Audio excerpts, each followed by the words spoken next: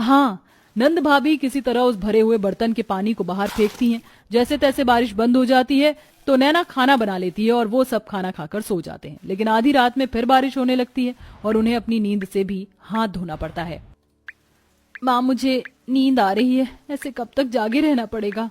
तू ऐसा कर, यहाँ साइड में सो जा, यहाँ पर सूखा है, पानी भी नहीं आ रहा है। तुम सभी यहीं पर आ जाओ थोड़ी थोड़ी जगह में, फिर कल सुबह देखेंगे क्या कर सकते हैं। जी माँ जी।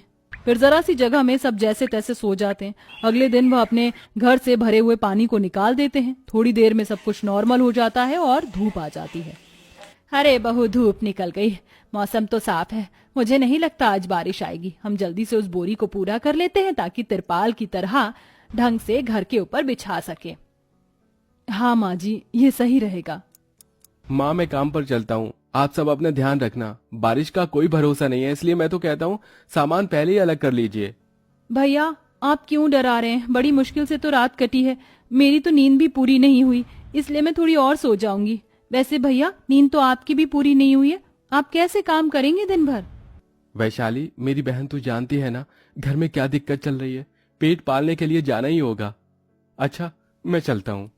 ऐसा कहकर गौतम चला जाता है। नैना दाल चावल बना लेती है और सब खा लेते हैं। लेकिन फिर शाम के 5 बजे से तेज बारिश कड़कती बिजली के साथ शुरू होने लग जाती है और ऐसी आंधी चलती है कि सुमित्रा के झोपड़ी का छप्पर उड़ जाता है और घर में पानी भरने लगता है।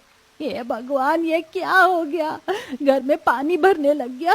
वैशाली बहू, जल्दी से सामान इकट्ठा करो, अब हम इस घर के अंदर नहीं रह सकते वरना बीमार पड़ जाएंगे। घर खाली करो, जरूरत का सामान निकाल लो। हाँ माँ जी। वैशाली, वो हमारे घर के सामने दूरी पर जो पेड़ है बड़ा सा, उसके नीचे रह लेंगे। वहाँ बारिश कम आ रही है। मैं तो कह रही हूँ जो माँ जी ने बोरी से बनाया था उसी को लगाकर उसके नीचे रह लेंगे। मुझे नहीं पता था हमें सच में इस बारिश के मौसम में अपने घर से हाथ धोना पड़ेगा। परेशान मत हो, अब मुश्किलें आई हैं तो सामना तो करना ही पड़ेगा। चलो जल्दी सामान बांधो। फिर घर का थोड़ा बहुत सामान तीनों मिलकर उस पेड़ के नीचे रख लेते हैं और 4 डंडे के सहारे बोरी से सर ढकने का जुगाड़ हो जाता है। हे भगवान, ये बारिश कब बंद होगी? मेरा तो दिल दहलता जा रहा है। क्या दिन आ गए। माँ जी, परेशान नहीं होइए।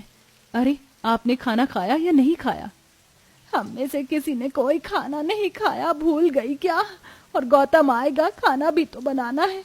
जमीन पर किसी तरह चूल्हा बना लेती हूँ 4 ईंट लगाकर, और मैंने सूखी लकड़ियों का बोरा कल ही उठाकर रख दिया था तो हम चूल्हा जला पाएंगे। भाभी, मैंने सामान लगाते हुए देखा था, थोड़ा सा बेसन रखा हुआ और 2 प्याज भी हैं।